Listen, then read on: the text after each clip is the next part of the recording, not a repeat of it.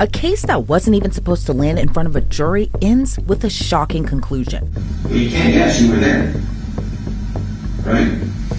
I'm just not positive for actually struck at this time. We're taking you inside this gruesome crime out of Las Vegas, where a woman is facing a life sentence for killing the father of her children before she decapitated. Michael's case was shocking even before it went to trial, just based on the gruesome allegations alone. But the former adult film star claimed it was the victim's son who did it, the same victim's son that she's currently married to. On August 7th of 2023, a horrifying 911 call came in.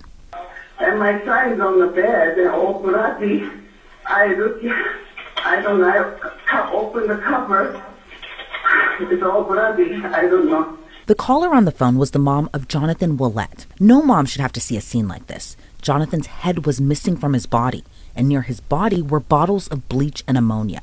But who could do such a terrible thing? Investigators looked into his ex-wife, Devyn Michaels, who was with Johnathan earlier in the day.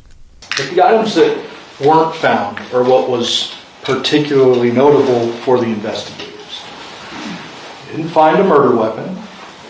They didn't find whatever this person used to cut his head off.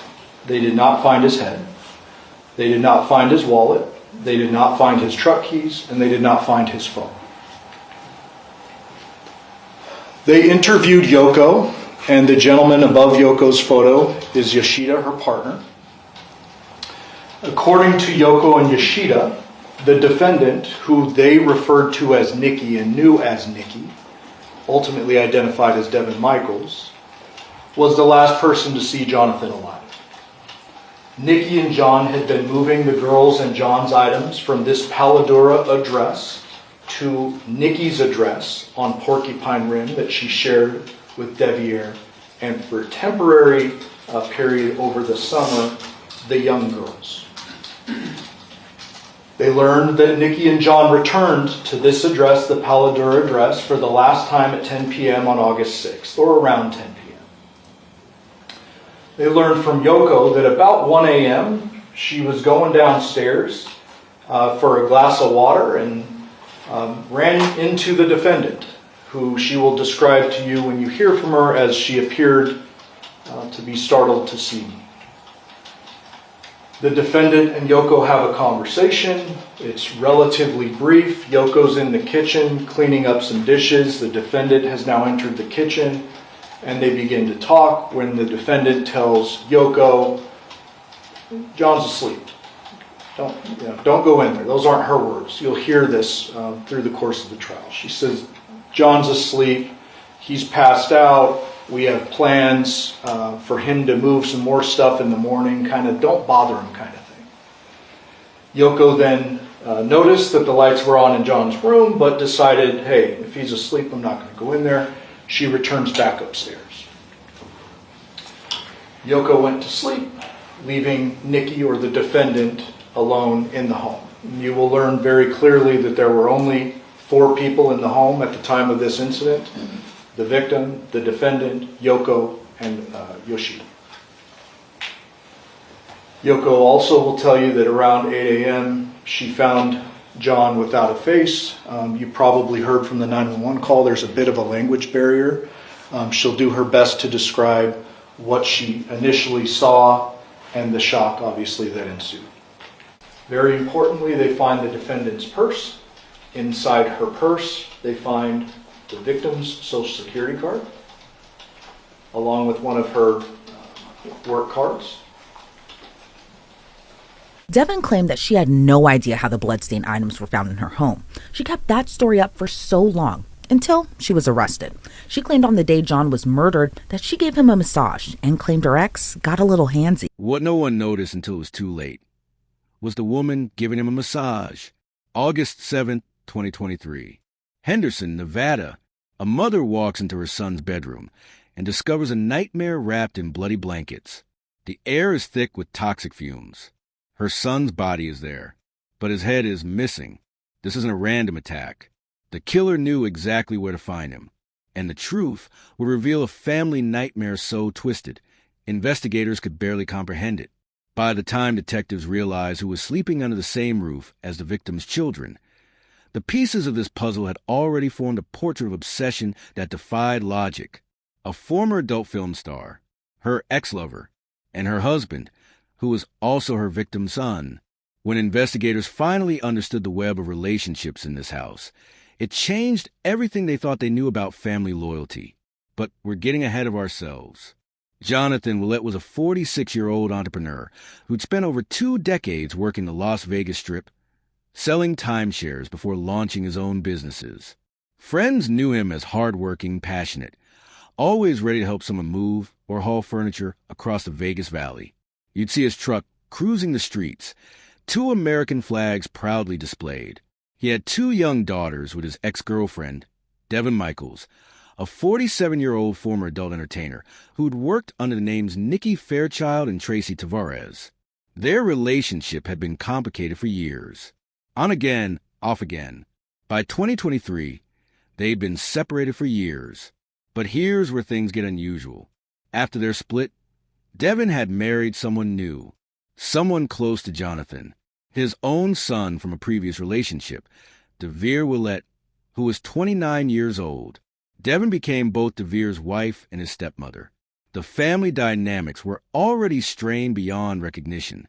In the summer of 2023, Johnathan won full custody of his 2 daughters with Devyn. To make co-parenting easier and keep the girls' lives stable, they'd agreed Johnathan would move into Devyn's home, the same house where she lived with his son. August 6th was supposed to be the beginning of that new arrangement, a fresh start for the sake of the children. Instead, it became the last day of Johnathan Willette's life. The evening began normally enough. Surveillance footage from a Chevron gas station captured Devyn and Johnathan together around 10:05 p.m. They walked in, stayed about 5 minutes, then left. Nothing seemed wrong. They'd spent the day shopping for school supplies for the girls.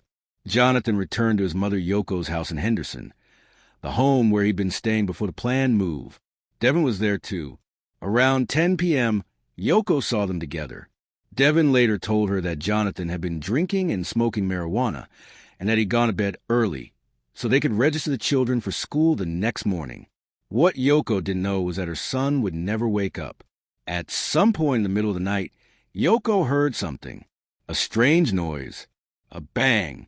Something that pulled her briefly from sleep. At the time, it seemed insignificant. The next morning, August 7th, Yoko noticed things were off. Small details that didn't make sense.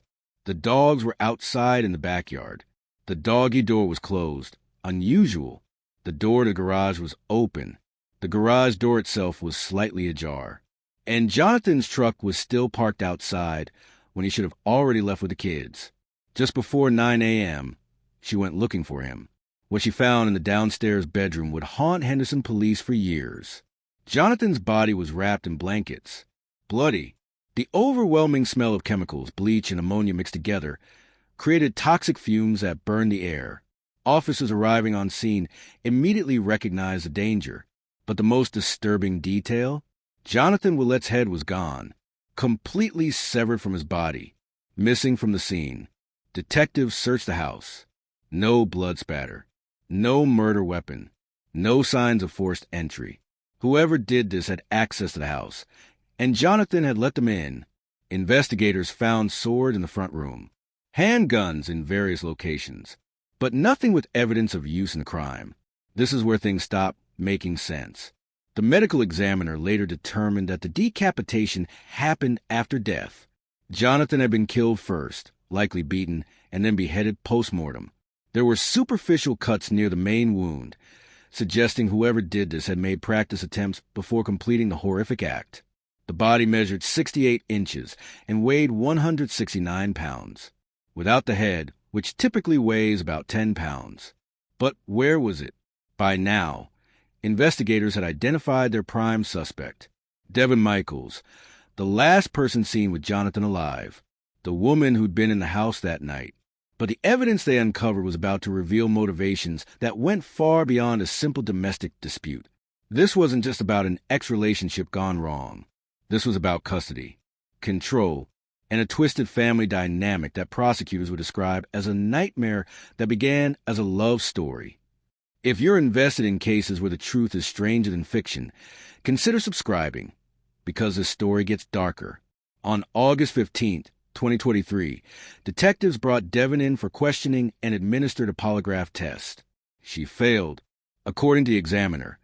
She showed significant reactions when asked if she participated in any way in Johnathan's death. Then came the confession that would seal her fate. In recorded interviews that would later be played for a jury, Devyn admitted to hitting Johnathan with a wooden stick while giving him a massage in his bedroom. She described the weapon as candlestick-like. She claimed he'd been abusive, that she wanted him hurt badly enough to go to the hospital, to get him out of the way while she figured out what to do with her children. But here's what investigators discover when they searched Devyn's residence: Johnathan's driver's license, his social security card, his debit cards, his truck keys, his wallet. Because when it was all said and done, when he needed something, I was helping him. No matter how much he did something, I was helping him. And everything said, thank you for helping me, thank you for helping me. And it was like, I was literally trying my best to put it back together, my family. Go back together your family or get your girls back? My family, because my girls wanted everybody under one. It was what Your girls? Yes, sir. Not what you wanted. Understandable. Trying to make myself out to be anything other than what I am. Yes, I am John. Let's talk about that. He's laying here, got the massage, he's rubbing on you. You said at some point you feel uncomfortable? Yeah, he was starting to get on my nerves because he kept grabbing on me. I put where he said, no, stop touching me. Okay. Then what happens? I hit him, and he stopped touching me. What'd you hit him with? Some staff thing that was on the fireplace. Okay. So the fireplace is in the same room? Yes. So he's laying on the bed, you get off the bed, walk over to the fireplace. What do you grab? The staff.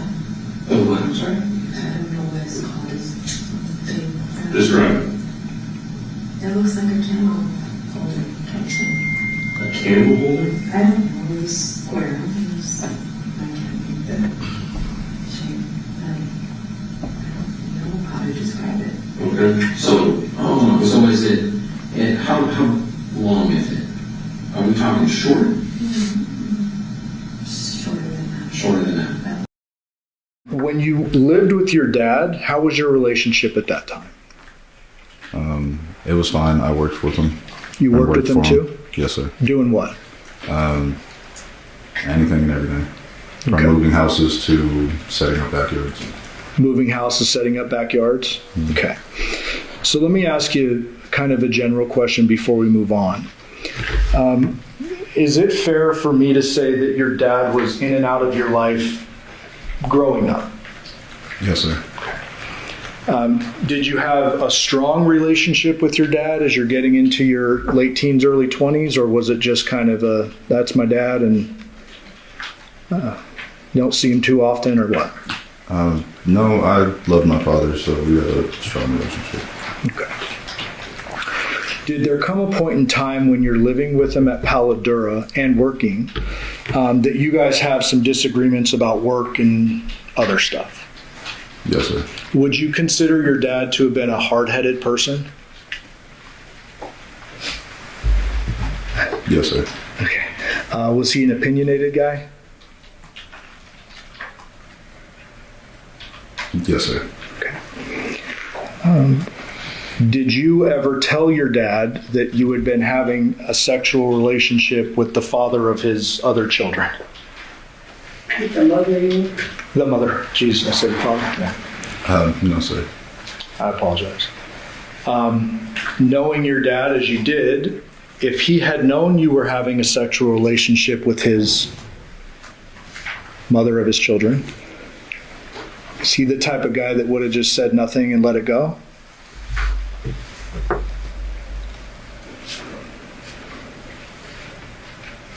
Yes, sir.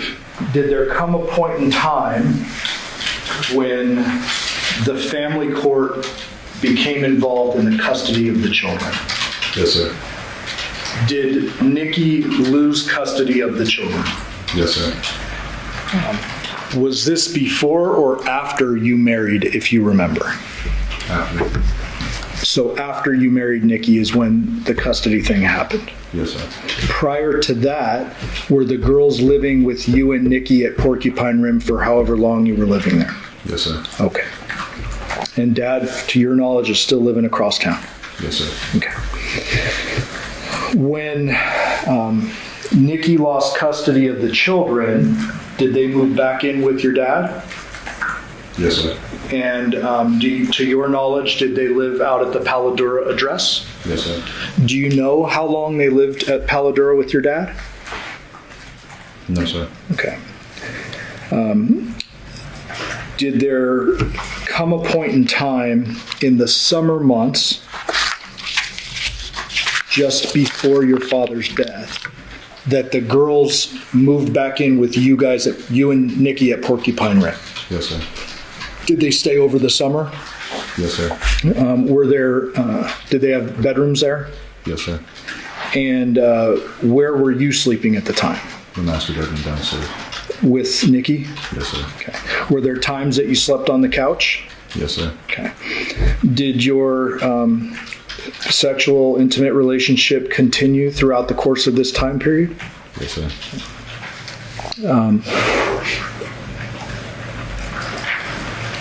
I hate to air out your laundry, like I said, but I just have to ask it. When you're having this sexual relationship with Nikki, is it a tumultuous relationship? I don't know the definitions of it. Okay. Is there a lot of kind of arguing and back and forth, or you describe it for me?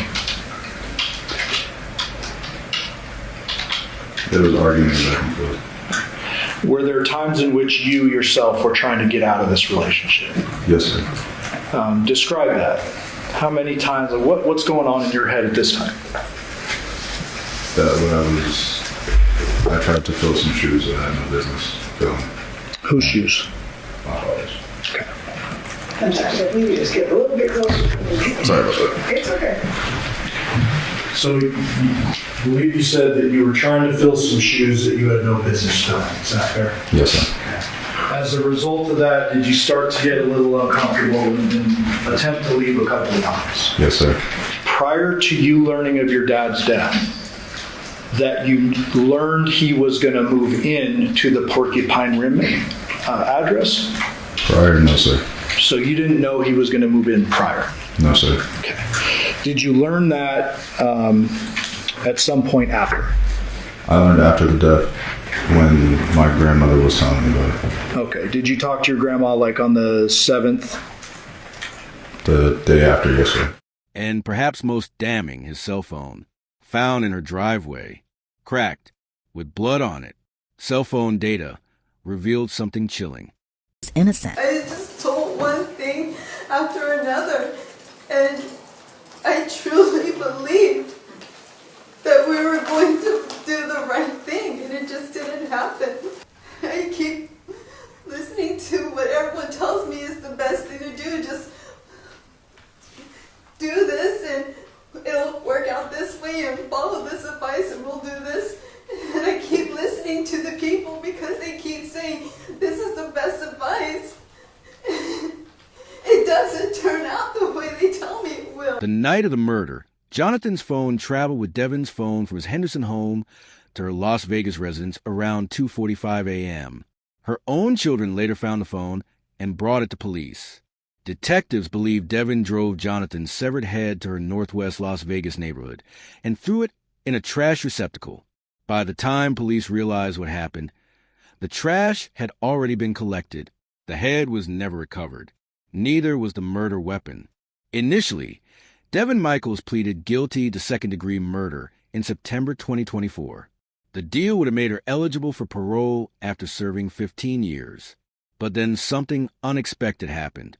At her sentencing hearing on July 17, 2025, Devyn stood before the court, apologized to Johnathan's family, and immediately declared her innocence. Through tears, she insisted she could prove she didn't do it. She withdrew her guilty plea. The case went to trial in November 2025. Her defense attorney, Robert Draskevich, presented an alternative theory that Deviere Willette, Johnathan's son and Devyn's husband, had actually committed a murder in a jealous rage when Devyn asked for a divorce. For 2 weeks, the jury heard testimony, crime scene analysts, the medical examiner, Deviere himself, who denied any involvement, phone records, surveillance footage, and those recorded confessions. On November 14, 2025, after just 2 hours of deliberation, the jury returned with their verdict: guilty, first-degree murder with use of a deadly weapon. The confession had been too powerful to overcome. Even Devyn's own attorney later acknowledged that confessions are nearly impossible to defend against. Chief Deputy District Attorney John Giordani stated after the verdict, "I am extremely grateful that the jury saw Deviere's innocence and saw the overwhelming evidence of Devyn's guilt." Sentencing is scheduled for January 8, 2026. Devyn Michaels faces life in prison. Prosecutors are not seeking the death penalty. But here's what still haunts this case. Somewhere in a Las Vegas landfill, buried under tons of waste, are the remains of Johnathan Willette that his family will never be able to properly lay to rest. A father, a son, a brother. The murder weapon, whatever it was, has never been found. The tools used for the decapitation remain a mystery. And despite Devyn's confession to striking Johnathan, she has never admitted to the beheading itself. Medical examiners confirmed the dismemberment required not just a knife, but likely a saw, a powered saw, the defense argued. Yet no such tool was ever discovered. No blood spatter beyond what was found on the body. To this day, one question remains. Did Devyn Michaels act alone that night? Or are there pieces of this nightmare that died with Johnathan Willette? Secrets that will never surface from that Henderson bedroom where a massage became a murder? The jury has spoken. Justice has been served, at least in the eyes of the law. But the complete truth of what happened in those final moments, that vanished along with everything else that's still missing from this case. If you believe the stories that shake us to our core deserve to be told with respect and truth, hit that subscribe button. These are the cases that remind us how fragile life is, and how darkness can hide in the most unexpected places. Until next time, stay safe out there.